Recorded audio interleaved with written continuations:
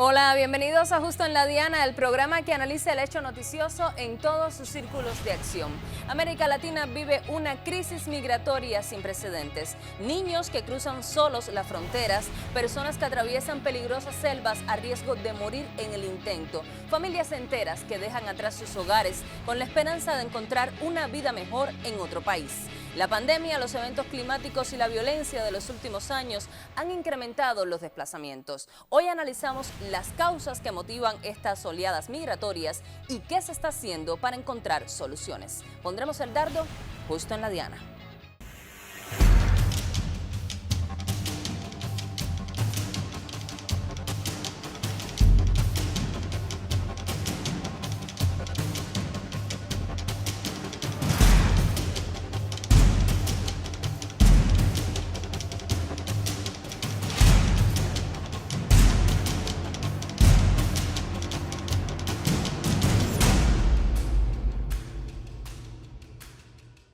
A finales de octubre, la Organización Internacional para las Migraciones solicitó $74,7 millones para responder a las necesidades humanitarias del creciente número de migrantes que se desplazan desde el Caribe y Sudamérica y luego cruzan Centroamérica hacia México y los Estados Unidos. La situación se puso mucho más tensa en los últimos días con la caravana de miles de migrantes que salió de la ciudad mexicana de Tapachula. Aunque no han detenido su recorrido, han tenido que enfrentarse a múltiples obstáculos y enfrentamientos con las autoridades mexicanas.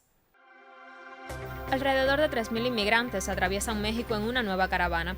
El grupo está conformado por personas en su mayoría de Honduras, El Salvador y Guatemala. El objetivo de algunos es llegar a la capital del país, otros probarán suerte en la frontera con Estados Unidos. Lo que nosotros queremos es llegar a otro estado y poder hacer nuestro trámite, para que nuestro trámite sea más ligero, más seguro. ¿Por qué? Porque andamos con nuestras familias, nuestros hijos. Cerca de 80 personas embarazadas, tenemos como unos 15 bebés, tenemos muchos niños, o sea, ni siquiera sé cuántos. La mayoría busca poder obtener en México documentos y permisos de trabajo.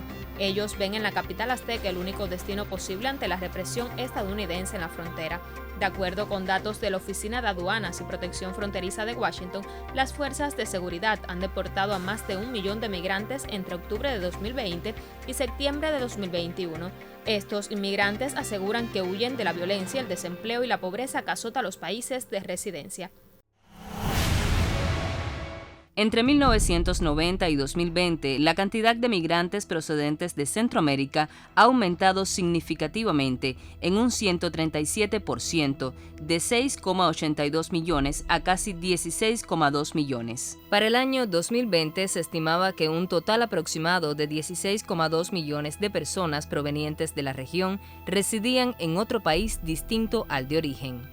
Entre este periodo, los países de origen en la región que vieron las tasas más altas de crecimiento en su población emigrante fueron Honduras con un aumento del 530%, Guatemala con un aumento del 293%, México con un aumento del 154%. México, por su parte, ha sido históricamente un país generador de flujos hacia afuera de la región, generalmente dirigidos hacia América del Norte. Sin embargo, en años recientes, México se ha convertido en un importante país de destino y tránsito para flujos migratorios, tanto intrarregionales como fuera de la región. La verdad, buscar un mejor futuro, un trabajo, salir un poco de la violencia de nuestro país. Entonces eso es lo que viene buscando uno, medicina, educación, trabajo. Por mucho peligro que corre uno en nuestro país, mucha represión y pues a veces pues que el trabajo hay pues escasez de trabajo. No tenemos dinero ni para darles de comer. Yo en Honduras perdí mi casa con los 2 huracanes y esta y otra. Y si no me vengo a hacer esta lucha, yo no le voy a poder hacer mi casa a mis hijos de nuevo. Es tiempo de poner este tema en los círculos de análisis. Hoy cuento con la participación de dos colegas, Junior Smith y Javier Ortiz, ambos periodistas de la redacción internacional del Sistema Informativo de la Televisión Cubana. Empiezo contigo, Junior. Hablábamos al inicio del programa sobre la caravana de migrantes que se está moviendo por varios territorios de México con el objetivo de llegar a los Estados Unidos. ¿Cuáles han sido los factores detonantes de esta oleada? Sí, saludos, Diana, un gusto compartir contigo en tu programa. Las causas que provocan la migración en Centroamérica son disímiles, pasan por varios escenarios que tienen que ver desde el punto de vista político, económico y social. Desde el punto de vista económico, pienso que es una de las cuestiones que son fundamentales, porque la migración es un fenómeno que es inherente a la especie humana y la economía es uno de los motivos fundamentales por los cuales las personas emigran de un país a otro. Bueno, pues la economía de estos países, incluso antes de la pandemia, eran economías, de naciones en vías de desarrollo, países subdesarrollados y afectadas además por varios temas regionales que tienen que ver con la baja de los precios en la materia prima, que es uno de los recursos fundamentales que exportan estos países, que tienen que ver con gobiernos que permiten las transnacionales, políticas neoliberales también dentro de esos gobiernos, que tienen que ver incluso cuando tú lo llevas al punto de vista del ciudadano, una cantidad de niños que no acceden a la educación, que tienen que trabajar desde edades tempranas para solventar sus gastos y los de su familia también para ayudar, y se crea como una especie de ciclo también, y es muy común en estas naciones esa especie de ciclo de niños que no terminan la educación. Unas economías también, recordamos el caso por ejemplo de El Salvador, donde la migración marca un punto importante dentro de la economía, porque uno de los renglones fundamentales para la economía del país, para el crecimiento económico del país, para el PIB de la nación, tienen que ver con las remesas, personas que están en otros países, en Estados Unidos fundamentalmente, y que envían ayudas familiares hacia esa nación. Simplemente los ciudadanos aspiran a emigrar hacia Estados Unidos, lo tienen como parte ya de su cultura, pensando en este caso, les decía, de El Salvador, que uno de los renglones fundamentales de la economía es el envío de remesas, o sea que está en el imaginario colectivo, en el imaginario social, la migración como una forma de salir del problema, como una forma de alcanzar mejor economía, como una forma de alcanzar desarrollo, incluso desde el punto de vista familiar y por qué no desde el punto de vista también como país.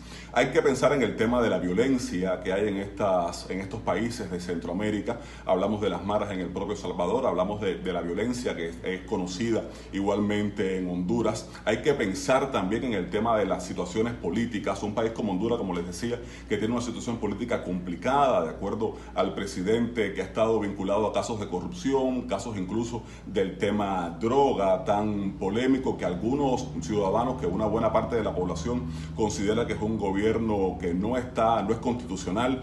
Nada, que en esta región y en Centroamérica, también otros países como Haití, las causas vienen desde diferentes factores, desde diferentes escenarios de la vida cotidiana y llevan al ciudadano a pensar en migrar como una solución a sus problemas, a lo que enfrentan en su cotidianidad, en el día a día de sus países.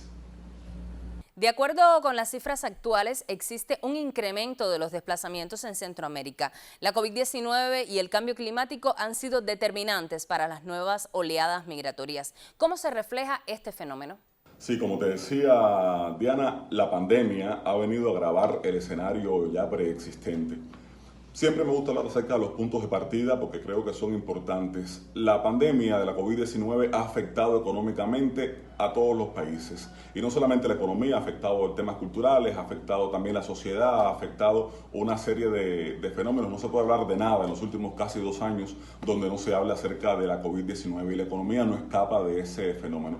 Pero los puntos de partida son importantes. No ha afectado igual la pandemia a las naciones poderosas, las naciones del primer mundo, las naciones desarrolladas, que las naciones dependientes, con economías frágiles, con economías en vías de desarrollo. Y esto ha pasado también con Centroamérica. Ha venido a agravar un escenario que desde antes ya era complejo desde el punto de vista económico. Y más personas, hay datos que lo demuestran, como más personas han entrado en la pobreza extrema. También hay un tema que es fundamental en este momento, que es el tema vacunación. Cuando uno analiza los datos, creo que hasta el 4 de noviembre, hay cifras hasta el 4 de noviembre que demuestran cómo la vacunación en los países centroamericanos es todavía muy insuficiente. Hablamos de un 19% en Guatemala, un 29% en Honduras aproximadamente. Como uno cuando lo compara con otros países se da cuenta de la brecha que hay en la vacunación. O sea que se crea un escenario de inseguridad, un escenario de temor también con el tema de la COVID-19 que provoca igualmente la migración, la falta de empleos que ha provocado la COVID-19. También los fenómenos que se pueden ver desde el punto de vista atmosféricos, cuántos huracanes en este año, el año pasado también afectaron la región, han sido afectados y bueno, digamos que aumentan los problemas también preexistentes. Sí, definitivamente COVID-19 ha marcado un punto de giro, un punto de inflexión para mayor cantidad de personas que quieran emigrar hacia Estados Unidos, hacia el norte, en busca de ese supuesto sueño americano, aun cuando lo que se encuentran al norte muchas veces no es lo que esperan, y también los cambios climáticos, las afectaciones, la mayor cantidad de huracanes, incluso terremotos que han estado afectando en los últimos tiempos a estos países provocan que se agrave la pobreza ya preexistente y que busquen la migración como una solución.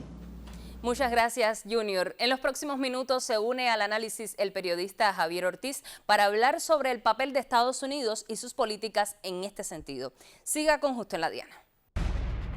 La política migratoria de la administración Biden sigue a la espera del gran giro prometido en campaña. Lo que parecía la agenda migratoria más ambiciosa en los últimos años en Estados Unidos ha quedado engavetada tras la victoria del Partido Demócrata en diciembre pasado. La reforma que pretende dar nacionalidad a 11 millones de indocumentados, muchos de los cuales fueron considerados trabajadores esenciales durante la pandemia, no es aprobada aún por el Congreso. Si bien Biden heredó un problema enorme en materia migratoria, su agenda ha sido moderada y podría resumirse bajo la frase "no vengan", con un carácter muy similar a la de su predecesor, Donald Trump. At the same time, I want to be clear to folks in this region who are thinking about making that dangerous trek to the United States-Mexico border. Do not come. Do not come. Biden prometió en campaña aumentar el número de migrantes que recibía el país a 125,000. Luego de varias subidas y bajadas, el número se fijó en 62,500, demasiado tarde para cumplirlo este año. Biden detuvo la construcción del muro fronterizo de Trump en su primer día en la oficina oval. Sin embargo, ante la falta de un veredicto legal, los jueces fronterizos continúan otorgando tierras para su construcción. Esta hoy está en un limbo y genera problemas ambientales en la frontera como la erosión de la tierra.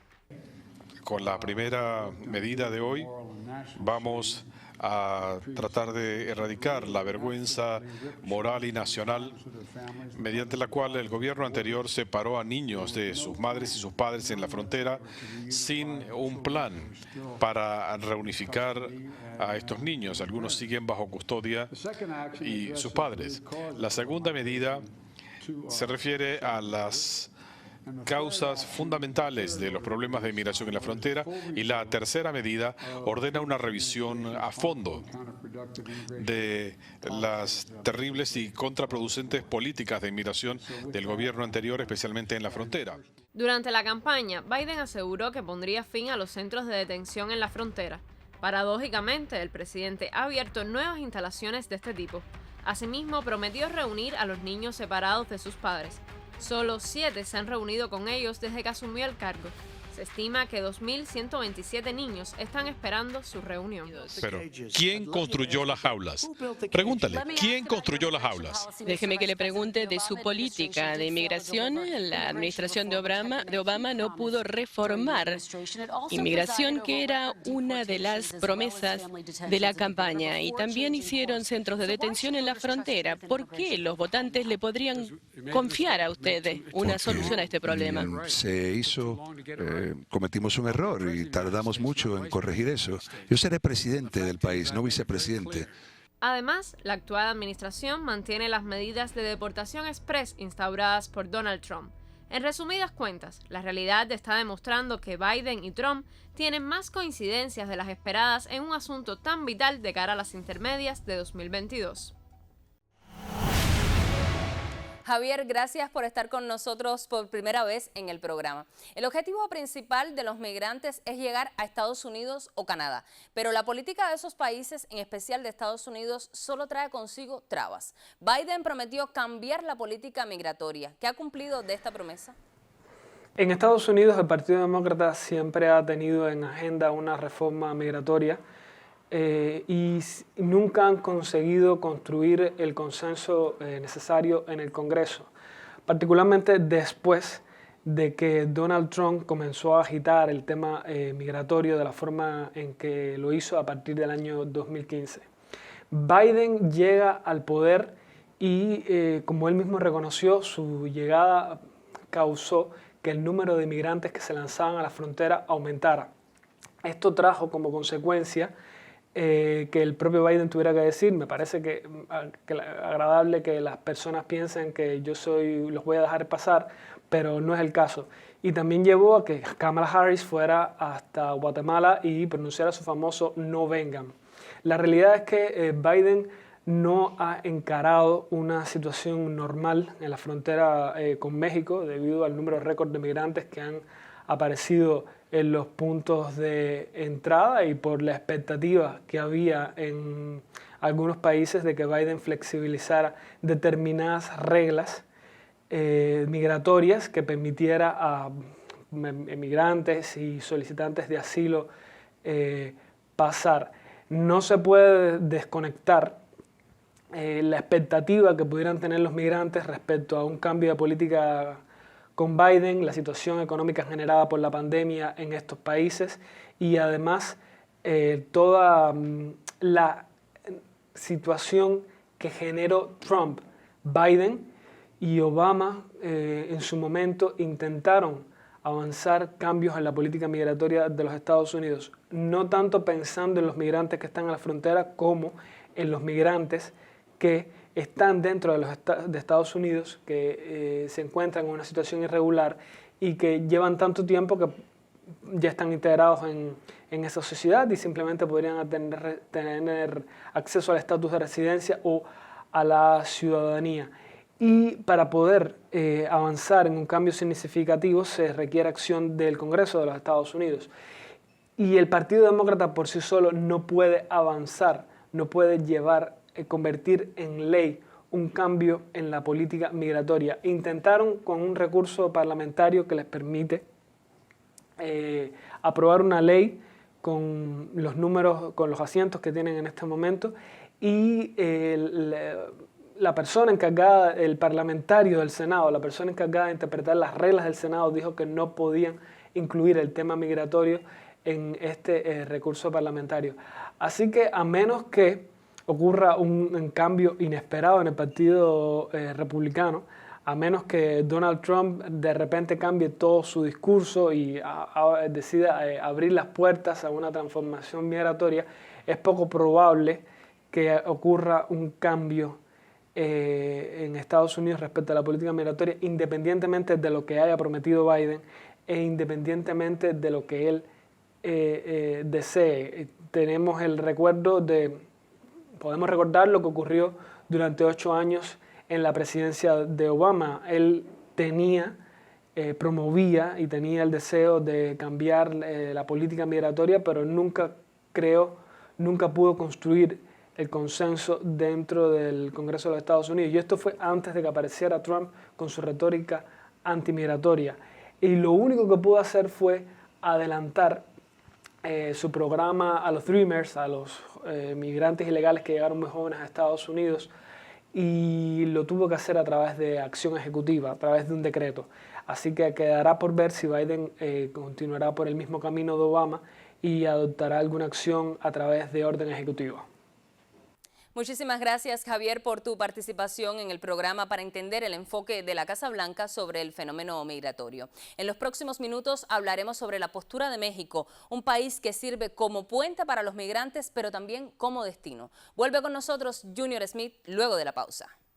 Pero no puedes decir que te preocupas por la frontera sin preocuparte por las causas profundas, sin preocuparte por las causas agudas que incluyen el hecho de que estás mirando a las poblaciones, en particular de Centroamérica, que están plagadas por el hambre y la devastación causada por los huracanes, y por supuesto por el efecto de la pandemia.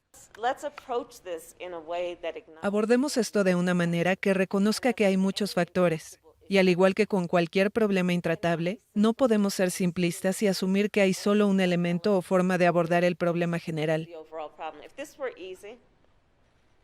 Si esto fuera fácil, se habría manejado hace mucho tiempo, y no hay duda de que es de hecho complejo, y que tenemos que navegar por sus complejidades con el objetivo de resolverlo.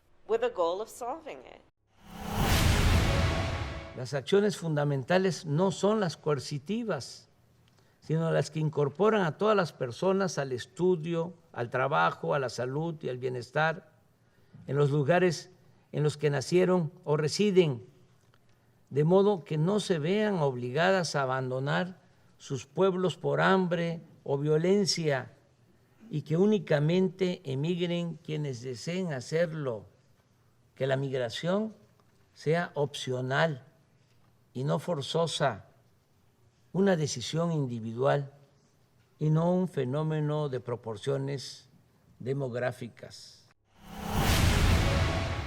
Junior, México ha planteado que parte de la solución para frenar esta crisis migratoria es ampliar la posibilidad de desarrollo en los países de origen. ¿Qué tipo de proyectos se han ejecutado en este sentido?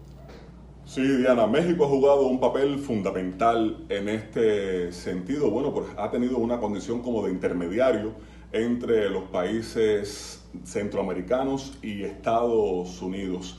Recordamos que durante el gobierno de Donald Trump, el presidente entonces un tanto amenazó a México con imponer sanciones, aumentar aranceles, con afectar la economía mexicana si no impedía que tanta cantidad de migrantes llegaran hasta la frontera sur estadounidense en busca del famoso sueño americano. Eso le puso a México la responsabilidad y en su momento el presidente Andrés Manuel López Obrador se vio obligado, bueno, pues a fortalecer también su frontera sur, a aumentar la cantidad de guardias en la frontera, tener diálogos con los países centroamericanos en busca de buscar opciones para impedir la migración, para impedir que las caravanas llegaran hasta México, porque incluso se habló en un momento de México como país destino. Entonces, en esas negociaciones entre México y Estados Unidos, en esas discusiones entre México y Estados Unidos habló, prometió de también enviar un fondo, de solicitar al Congreso un fondo para crear condiciones de desarrollo local en los países que son origen de la migración, Honduras, también El Salvador, Guatemala. Y eso era una opción muy positiva porque, bueno, si las personas en esos países tienen la opción de trabajar, tienen la posibilidad de tener empleos con mejores fuentes de ingresos para la economía familiar, si tienen esperanza en sus países, no tienen por qué ver la migración como una solución inmediata a sus problemas. El papel de México ha sido fundamental, como también ha sido fundamental el papel de la CEPAL, que ha abogado por la creación de un fondo de unos 45,000 millones de dólares para crear proyectos en esta región. El papel también de la CELAC, que recientemente abogó en este sentido, son fundamentales porque es necesario, algunos países o la mayoría de los países de la región entienden que es necesario crear condiciones incluso de solidaridad, de empatía, de hermandad entre nuestros países de la región para buscar soluciones a estas naciones y que no tengan que entender la migración de manera forzada para encontrar alternativas de desarrollo para los individuos de estos países. Muchísimas gracias, Junior, por participar en el análisis. Espero también contar contigo en próximas emisiones. Ya estamos en los minutos finales. Acompáñenos. Climate change is a reality. Its growing impact on migration is a reality. Climate change affects livelihoods, health, and safety of people. And it shapes people's decision to migrate. Over 200 million people could become internal climate migrants or displaced by 2050. This is why IOM is present at the 26th Conference of the Parties, COP26, in Glasgow. At COP26, we need to raise our commitments to address migration linked to climate change. We also need to increase our adaptation efforts to strengthen the resilience of people and to avert and minimize displacement and life loss. Vulnerable countries and populations need sustainable and predictable finance to adapt to a changing world. We must act jointly at global, regional, national, and local levels. And we need everyone to be involved, public, private, and non-profit sectors, women, youth, and indigenous peoples. migrants, displaced persons, and, of course, affected communities. At COP26, we must deliver for humanity, for its dignity, and for future generations. Durante los últimos años, las discusiones sobre los flujos migratorios en Centroamérica han aumentado considerablemente. La Comisión Económica para América Latina, CEPAL, de conjunto con la ONU, diseñó un plan de desarrollo integral que pretende atender todas las causas del problema y brindarle a todas las personas espacios de desarrollo en sus países de origen. La situación migratoria en Centroamérica con vistas a llegar a Estados Unidos es un tema aún pendiente en las agendas políticas de las últimas décadas. Seguimos insistiendo con el gobierno de Estados Unidos y yo espero que esto ya se atienda lo más pronto posible para que se actúe y se les dé opciones a los que por necesidad tienen que abandonar sus pueblos. La CEPAL presentó en septiembre de este año el Plan de Desarrollo Integral para El Salvador, Guatemala, Honduras y México. De acuerdo con la Secretaría Ejecutiva de la organización, Alicia Bárcena, esta es una propuesta innovadora que busca crear un espacio de desarrollo económico y bienestar social que garantice los derechos durante el ciclo migratorio. Nosotros en CEPAL lo que hicimos es tratar de identificar, señor presidente, cuáles son las 5 causas estructurales de fondo. Usted lo dijo. ¿Cuáles son las causas de origen cómo las resolvemos para que podamos ir al corazón del problema? Esta iniciativa contempla 22 programas temáticos y 108 proyectos que involucran una inversión de $25 millones en 5 años. De esta forma, las personas tendrían en sus países de residencia opciones de trabajo y estabilidad económica y social. Organizaciones como el ALBA y la CELAC y los países centroamericanos se han comprometido a trabajar unidos para fomentar una mayor integración regional basada en el diálogo y la cooperación y de esa forma combatir el flujo migratorio. Estamos frente a un problema complejo y estructural que parte de las propias desigualdades de nuestra región. Las personas salen de sus hogares buscando una vida mejor y en muchos casos para empezar de cero. Atender las causas será mejor siempre que lidiar con las consecuencias. Mejorar las condiciones y las oportunidades en los países de origen es el camino para que la migración sea opcional y no forzosa. Lo espero el próximo jueves para analizar un hecho noticioso en todos sus círculos de acción. También nos puede ver en segunda emisión el viernes a las 10 de la mañana por Canal Caribe. Al final, como siempre les digo, tendrán todos los elementos que necesitan para poner el dardo justo en la diana.